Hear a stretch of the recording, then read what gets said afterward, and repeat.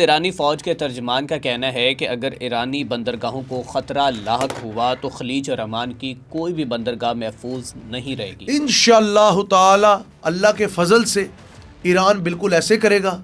Dubai इस वक्त सुनसान हो रहा है। मेरे एक बहुत करीबी मिलने वाले हैं, वो वहाँ से अपना बिजनेस वाइंड अप करके आ गए। सर दुबई पे हम जाएंगे, इसके ऊपर और भी हमने बाकायदा डिस्कशन करनी है, इसके सर्कमस्टांसिस को हम डिस्कस, लेकिन इसको हम अभी एक दफ़ा पेट्रोल की कीमतें जो बढ़ रही हैं ये कह दें कि इतना जज्बा ईरानी फ़ौज में, और फिर जो उनका तर्जमान आकर एक दफ़ा पैगाम देता है।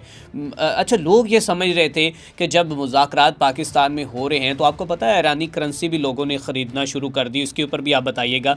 लेकिन उस वक्त लोग ये समझ रहे थे मुज़ाकरात हो जाएंगे और ईरान शायद जो है वो लचक दिखा जाएगा। मुज़ाकरात का किसी भी नतीजे के ऊपर ना पहुंचना यही है कि ईरान जो है आज भी आंखों में आंखें डाल के खड़ा है। लचक हारने वाले दिखाते हैं, शहीदों के वारिस नहीं दिखाते।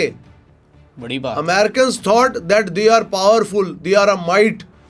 दुनिया अब यूनिपोलर नहीं रही, बाइपोलर नहीं रही, मल्टीपोलर हो गई है। और अमेरिका तो बाइपोलर डिसऑर्डर का शिकार है, जिसको हर वक्त लगता है कि हम जो चाहेंगे वो होगा।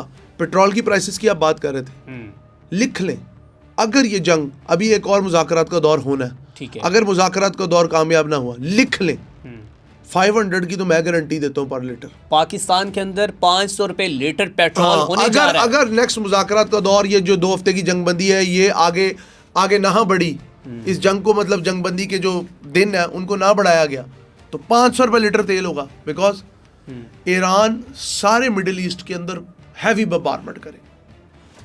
I think so, one thing more, I think so बिल्कुल, अगर सऊदी अरब को स्पेयर कर दिया जाए, क्योंकि उसकी रीजन है ठीक है। इस वक्त पाकिस्तान की ऑलमोस्ट 1 डिवीजन फौज, ये सौरती वजारत दिफा ने पूरा एक ट्वीट बिल्कुल इधर हमने आना है। लेकिन इससे पहले मैं ये चाह रहा हूँ कि जो खलीजी ममालिक को तो इन्होंने धमकी लगा दी है, जो ईरानी तर्जमान हैं, और ये धमकी इनकी कारगर साबित होगी। खलीजी ममालिक की औकात क्या है? नहीं, खलीजी ममालिक को ईरानी तर्जमान ने लगाई। हाँ, तो व्हाट इज यूएई, इनकी औकात क्या है? ये कुछ भी कर लें। ये ईरान ने इनको धमकी लगाई, ये मरने वाले हो जाएंगे।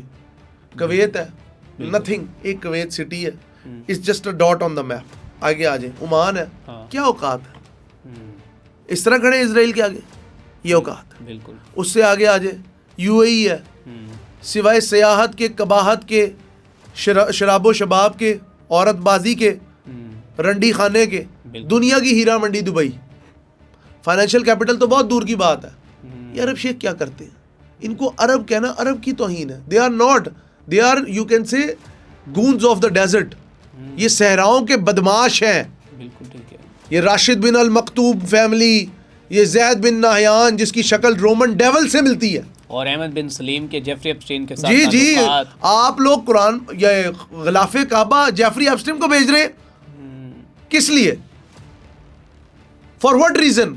You are giving the secret Kaaba, you can say, जो उसका गिलाफ है उसको आपने भिजवाया एक ऐसे खबीस इंसान को जो छोटी बच्चियों का खून पीता है।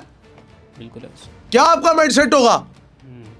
अरब के लिए तबाही है, अरब के लिए तबाही है, अरब के लिए तबाही है। ये हमें तमाम पाक और आक में, अल्फाज में, सब जगह मिलता है कि क़यामत के करीब अरब के लिए तबाही है, क्योंकि अरब ने अपनी तबाही नसरानियों के साथ मिलकर खुद चुनी है। बिल्कुल ऐसे। They chosen their death by the Jews, by the European Jews, by Theodor Herzl, by Benjamin Netanyahu, बिल्कुल ऐसे, by Ariel Sharon, by Al-Yahud Barak, by David Ben Gurion and all other Jews. Holocaust तो अब अरबों का होना है, हो गया जो उनका होना था यहूदियों का, अब अरबों का होलोकॉस्ट होना है। इनको जीटोस में डालेंगे, इनको गैस चेंबर्स में डालेंगे, यही यहूदी डालेंगे जिनके ये सर पे बैठते हैं। ये यूएई, ये जो 5-6 रियासतें, Ajman, Ras al Khaimah, Sharjah, Abu Dhabi, Dubai, these are the goons of the desert.